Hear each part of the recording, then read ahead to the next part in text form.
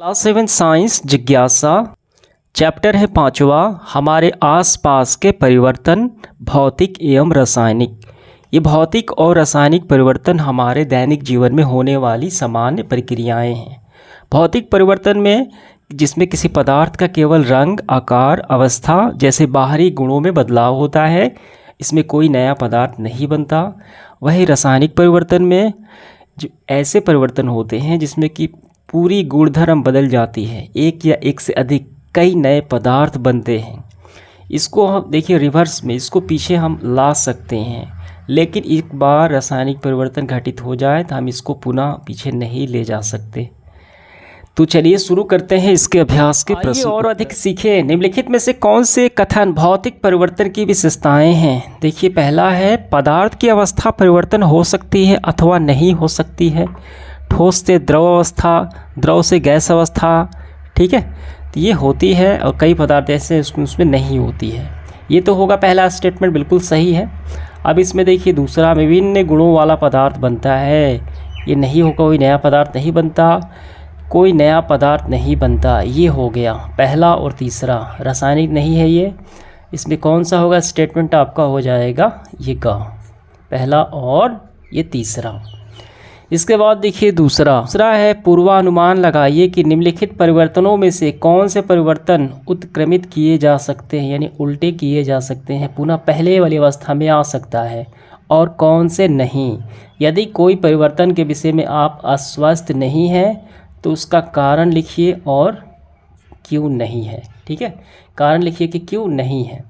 जो परिवर्तन जो पहले की अवस्था में आ सकता है उसको लिए हाँ, जो नहीं आ सकता उसके लिए नहीं, और कारण भी हमें बताने हैं, ठीक है। पहला सवाल है वस्त्र सिलकर कमीज बनाना। देखिए एक बार वस्त्र सिल गया फिर इसको कमीज बन गया, ठीक, फिर कमीज को हम वस्त्र नहीं बना सकते क्योंकि वहाँ पे काट छाट होते हैं, ठीक है, तो वो नहीं हो सकता। यहाँ पे हम लिखेंगे नहीं, जो नहीं हम लिखेंगे उसका हम कारण भी बताएंगे। देखिए यहाँ पे कुल जो स्टेटमेंट है टोटल 10 दिया गया है। तो सबसे पहला हो गया वस्त्र सिलकर कमीज बनाना। नहीं, वस्त्र सिलकर कमीज बनाने के बाद वापस वस्त्र मूल अवस्था में नहीं आ सकती, वहाँ पे जो वस्त्र है उसका काट छाट होता है, इसलिए पहले वाले वस्त्र नहीं प्राप्त कर सकते हैं। दूसरा है सीधी डोरी को ऐंठना। हाँ, सीधी डोरी अगर ऐंठ जाए तो पुनः उसको हम सीधा कर सकते हैं, यानी पहले वाले रूप में हम उसको ला सकते हैं, ठीक है, ऐंठन को फिर सीधा कर सकते हैं। इडली से ढोसे से, देखिए इडली के घोल से इडली बनाना। नहीं, इडली के घोल से पुनः इडली, यानी पकने के बाद पुनः जैसे जो इडली है वो नहीं प्राप्त हो सकती है। इसके बाद चौथा जल में शक्कर घोलना। हाँ, हम कर सकते हैं, जल को वाष्पित करके पुनः शक्कर हम प्राप्त कर सकते हैं, पहले वाला शक्कर प्राप्त हो जाएगा, रिवर्स में आ जाएगा। पांचवा है कुएं से जल निकालना। जब जल हम कुएं से निकालेंगे तब पुनः कुएं में तो डाल सकते हैं, ये भी आसानी से हो जाएगा। फलों का पकना, ये नहीं होगा, फल एक बार पक जाए तो पुनः कच्चा वो नहीं हो सकता है, ठीक। इसके बाद ये रासायनिक परिवर्तन हो गया। सातवां खुले पात्र में जल उबालना। हाँ, उबले हुए पानी को वापस ठंडा किया जा सकता है, देखिए यहाँ पे उबालना है ना कि वाष्पीकरण, ठीक है, फिर हम छोड़ दें तो फिर वो ठंडा हो सकता है। इसके बाद देखिए है आठवां चटाई समेटना। चटाई अगर हम समेट दिए तो पुनः उसको तो हम खोल सकते हैं, पुनः पहले वाली अवस्था में आ जाएगी। 9 नंबर गेहूं के दाने से पीसकर आटा बनाना। आटा बन गया तो क्या उस आटे को पुनः हम गेहूं बना सकते हैं? नहीं। इसके बाद 10 नंबर चट्टान से मृदा का बनना। चट्टान से मृदा बन गया तो पुनः मृदा से चट्टान बन जाएगा? नहीं, ये एक लंबी प्रक्रिया होती है, हज़ारों वर्ष लग जाते हैं, अतः हम इसका आंसर लगाएंगे नहीं, ठीक है, मृदा से चट्टान नहीं बनेगा। तो इस तरीके से हमने ये पूरा कर लिया। तीसरा है निम्नलिखित कथनों में कौन सा सत्य है कौन सा असत्य है। आइए देखते हैं। पहला स्टेटमेंट है मोमबत्ती जलाने के लिए मोम का पिघलना आवश्यक है। बिल्कुल सही बात है, मोम पिघलेगा, वाष्पित होगा, बाती द्वारा ऊपर चढ़ेगा तभी तो जल पाएगा, तो ये सही है। संघनन द्वारा जल वाष्प को एकत्रित करने में रासायनिक परिवर्तन होता है। ये रासायनिक परिवर्तन नहीं है, ये भौतिक परिवर्तन है, ठीक है। कोई पदार्थ पिघल कर तरल रूप में बदल जाता है, ये भौतिक परिवर्तन है। पत्तियों को खाद में बदलने की प्रक्रिया एक रासायनिक है। बिल्कुल सही बात है, रासायनिक परिवर्तन है। बेकिंग सोडा को नींबू का रस डालने से मिश्रित करके रासायनिक परिवर्तन है, कार्बन डाइऑक्साइड गैस निकलती है, ये भी हो जाएगा सही। इसमें गलत है सिर्फ दूसरा। इसके बाद चौथा सवाल है, निम्नलिखित कथनों में रिक्त स्थान भरिए। पहला है, नलिनी ने देखा कि उसकी साइकिल के हत्थे पर भूरे रंग का निक्षेप हो गया। भूरे रंग का ये निक्षेप डैश के कारण होता है और यह एक डैश परिवर्तन है। हमें इन दोनों में क्या भरना है, तो हम इसको ऐसे भरेंगे।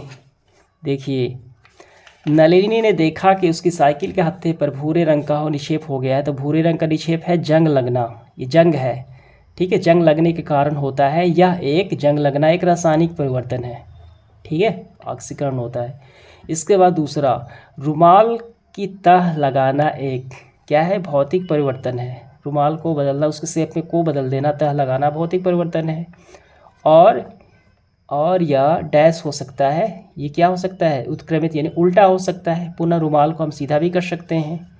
तीसरा है, वह रासायनिक प्रक्रिया जिसमें कोई पदार्थ ऑक्सीजन के साथ अभिक्रिया करके ऊष्मा उत्सर्जित करता है, उसे डैश कहते हैं, उसको हम बोलते हैं दहन।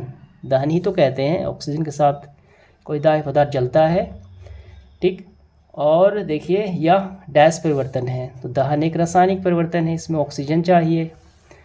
इसके बाद देखिए चौथा सवाल है, मैग्नीशियम जब वायु में जलता है तो ये एक पदार्थ बनाता है, ठीक, जिसे डैश कहा जाता है। तो क्या बनाता है, मैग्नीशियम ऑक्साइड बनाता है, ठीक है। और हमें भरना है अगले में, वह पदार्थ क्षारीय प्रकृति का होता है। क्या है, क्षारीय प्रकृति का होता है। और आखिरी में मैग्नीशियम को जलना एक रासायनिक परिवर्तन हो गया। तो ऐसे हम इसको भर लेंगे, तो ये हमारा चारों पूरा हुआ। ऐसे ही आपको भर लेने हैं चारों में। पांचवा है, जल का बर्फ या वाष्प में परिवर्तित होना भौतिक परिवर्तन है अथवा रासायनिक परिवर्तन, व्याख्या कीजिए। उत्तर है, जल का बर्फ या वाष्प में परिवर्तित होना भौतिक परिवर्तन है। कारण यह है कि जल, बर्फ और वाष्प तीनों में पदार्थ वही रहता है। कौन सा, जल, केवल उसकी अवस्था बदलती है, कोई नया पदार्थ नहीं बनता, इसलिए ये क्या है, भौतिक परिवर्तन है। 6 नंबर, क्या दूध का फटना एक भौतिक परिवर्तन है अथवा रासायनिक परिवर्तन, अपने कथन की पुष्टि कीजिए। उत्तर है, दूध का फटना रासायनिक परिवर्तन है। दूध फटने पर उसमें नए पदार्थ बनते हैं जिसका स्वाद, गंध और गुण बदल जाते हैं। फटा हुआ दूध पुनः पहले जैसे दूध नहीं बन सकता, इसीलिए यह क्या है, रासायनिक और अनुत्क्रमणीय, यानी पुनः पहले वाली जो अवस्था वो नहीं आ सकती, इसी क्या है, रासायनिक परिवर्तन है। इसके बाद 7 नंबर सवाल है, वायु, वर्षा आदि जैसे प्राकृतिक कारक चट्टानों से मृदा का निर्माण करते हैं। क्या यह परिवर्तन भौतिक है अथवा रासायनिक और क्यों? तो देखिए, ये जो है चट्टान का बनना काफ़ी लंबे समय तक बनता है, यानी लंबे समय से बनता है, हजारों वर्ष लग जाते हैं। ये भौतिक और रासायनिक दोनों प्रकार के परिवर्तन हो गए। आंसर करेंगे, चट्टान से मृदा का निर्माण भौतिक और रासायनिक दोनों प्रकार का परिवर्तन हो सकता है। वायु, वर्षा, तापमान और पेड़ों की जड़ें चट्टानों को छोटे छोटे टुकड़ों में तोड़ती है, यह भौतिक परिवर्तन है। जल और उसमें घुले रसायन चट्टानों के खनिजों में अभिक्रिया करके नए पदार्थ बना सकते हैं, ये रासायनिक परिवर्तन है। इसीलिए मृदा निर्माण से दोनों प्रकार के परिवर्तन शामिल होते हैं। इसके बाद 8वां सवाल आपको गौर करना है, पर्यावरण हितैषी यानी पर्यावरण मित्र, पर्यावरण से लगाव रखने वाली तो एक व्यक्ति है जिसका नाम है पृथु। शीर्षक वाली निम्नलिखित कहानी पढ़िए और कोष्टक में दिए गए उपयुक्त विकल्प पर चिन्हित लगाइए। कहानी के लिए अपनी रुचि के उपयुक्त एक शीर्षक भी देना है।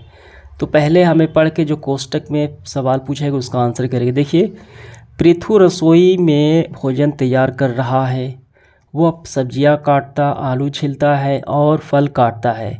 तो ये क्या है, भौतिक परिवर्तन है कि रासायनिक परिवर्तन? जाहिर सी बात है, इसमें नया पदार्थ तो नहीं बदलता, ठीक है, नया पदार्थ नहीं बनता है, तो ये क्या है, ये भौतिक परिवर्तन हो गया।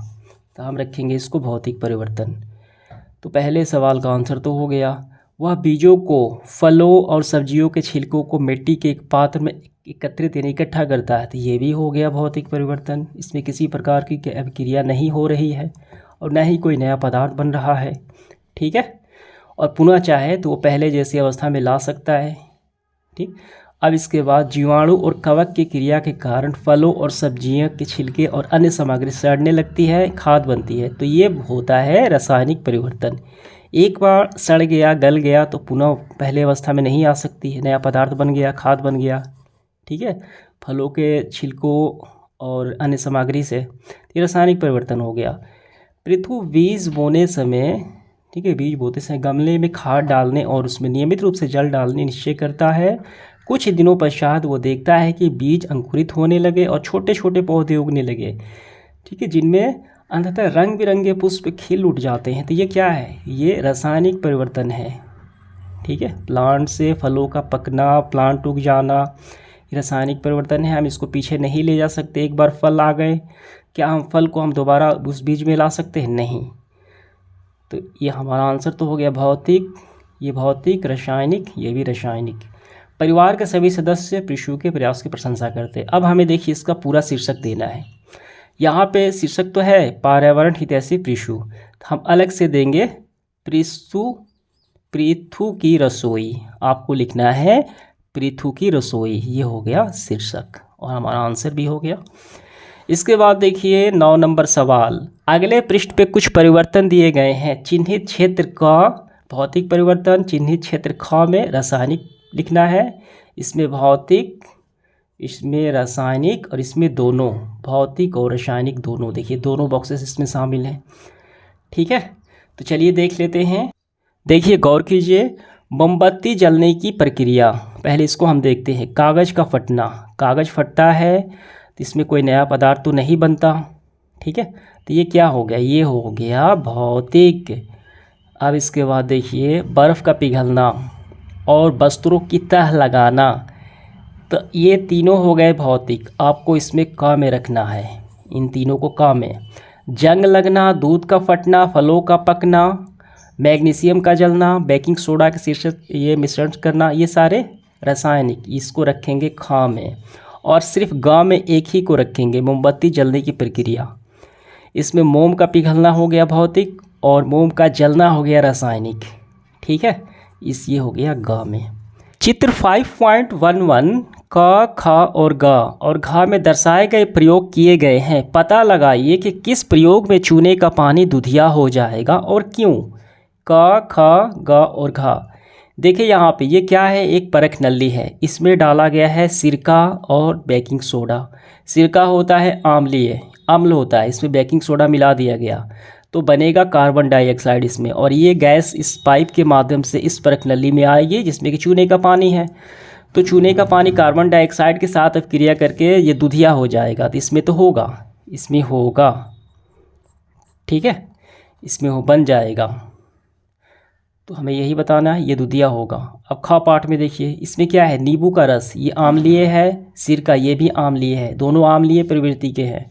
इसमें कोई भी CO2 नहीं बनेगा, कार्बन डाइऑक्साइड नहीं बनेगा, तो ये दूधिया नहीं होगा, इसमें नहीं होगा। ये देखिए इस प्रणाली में सिरका आम्लीय, ठीक। और ये देखिए साधारण नमक, तो साधारण नमक भी देखिए ये होता है आम्लीय, तो ये भी नहीं बनेगा। ठीक है, चूने का पानी इसमें भी दूधिया नहीं हो, कार्बन डाइऑक्साइड नहीं बनेगा तो ये दूधिया नहीं होगा। नींबू का रस आम्लीय होता है। बेकिंग सोडा, देखिए यहाँ पे अम्ल है और यहाँ पे बेकिंग सोडा, यहाँ पर भी अम्ल है सिरका, यहाँ पे बेकिंग सोडा, तो यहाँ पे CO2 तो बनेगा, CO2 बनेगा। इस पाइप के माध्यम से इस प्रणाली में आगे चूने का पानी इसकी दूधिया कर देगा, इसमें भी होगा। तो इस क में और घ में होगा, इन दोनों में, और इन दोनों में नहीं होगा। ठीक, और हमें कारण भी बताने हैं क्यों। देखिए ऐसे लिखेंगे निष्कर्ष, चूने का पानी क और घ में दूधिया होगा क्योंकि इन दोनों में अम्ल और बेकिंग सोडा की अभिक्रिया से कार्बन डाइऑक्साइड CO2 बनती है, यह चूने का पानी को दूधिया कर देती है, इसीलिए। तो इस तरीके से हमारा सेशन समाप्त हुआ। धन्यवाद।